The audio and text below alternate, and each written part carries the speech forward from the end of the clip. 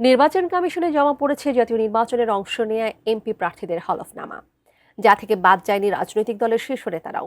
তবে বার্ষিক আয়ের দিক থেকে বেশ চমক দেখিয়েছেন ডাকসুর সাবেক ভিপি ও গণ অধিকার পরিষদের সভাপতি নুরুল হক নূর।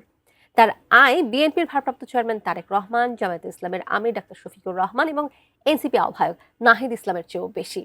তাহলে নূরের মোট সম্পদের পরিমাণ কত? বিস্তারিত জানাচ্ছেন শেখ ফরিদ।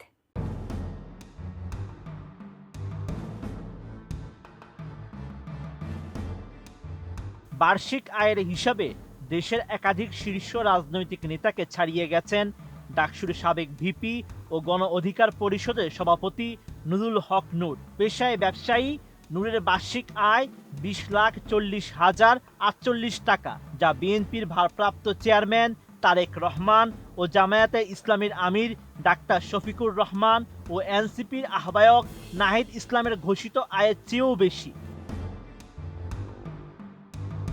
নির্বাচন কমিশনে জমা দেওয়া নুরুল হক নূরের হলফনামা পর্যালোচনা করে এসব তথ্য পাওয়া যায়। হলফনামা অনুযায়ী ব্যবসা থেকে নূরের বার্ষিক আয় 15,85,426 টাকা এবং অন্যান্য উৎস থেকে আয় 4,54,622 টাকা।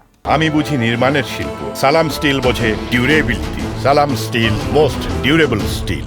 অন্যদিকে তারেক রহমানের বার্ষিক আয় 6,76,353 টাকা, ডাক্তার শফিকুর রহমানের 3,60,000 টাকা এবং এনসিপির আহ্বায়ক নাহিদ ইসলামের 16 লাখ টাকা। বার্ষিক আয়ের দৌড়ে নূর এগিয়ে থাকলেও মোট সম্পদের হিসাবে শীর্ষে রয়েছেন অন্যরা। হলফনামা অনুযায়ী তারেক রহমানের মোট সম্পদ 1,96,00,000 টাকার বেশি এবং ডাক্তার শফিকুর রহমানের মোট সম্পদ 1,02,73,640 টাকা। নুরুল হক নূরের মোট সম্পদের পরিমাণ দেখানো হয়েছে 90,43,841 টাকা। সম্পদের বিবরণীতে দেখা যায় নূরের কাছে নগদ রয়েছে 28,38,217 টাকা এবং ব্যাংক ও আর্থিক প্রতিষ্ঠানে জমা 2,89,313 টাকা। কোম্পানির শেয়ারে তার বিনিয়োগ 2,75,000 টাকা। উত্তরাধিকার সূত্রে প্রাপ্ত অন্যান্য আমানতের পরিমাণ 55,80,311 টাকা। হলফনামা অনুযায়ী নূরের স্ত্রী মারিয়া আক্তার পেশায় শিক্ষিকা। তার বার্ষিক আয় 1,91,880 টাকা এবং মোট সম্পদ 12,66,818 টাকা।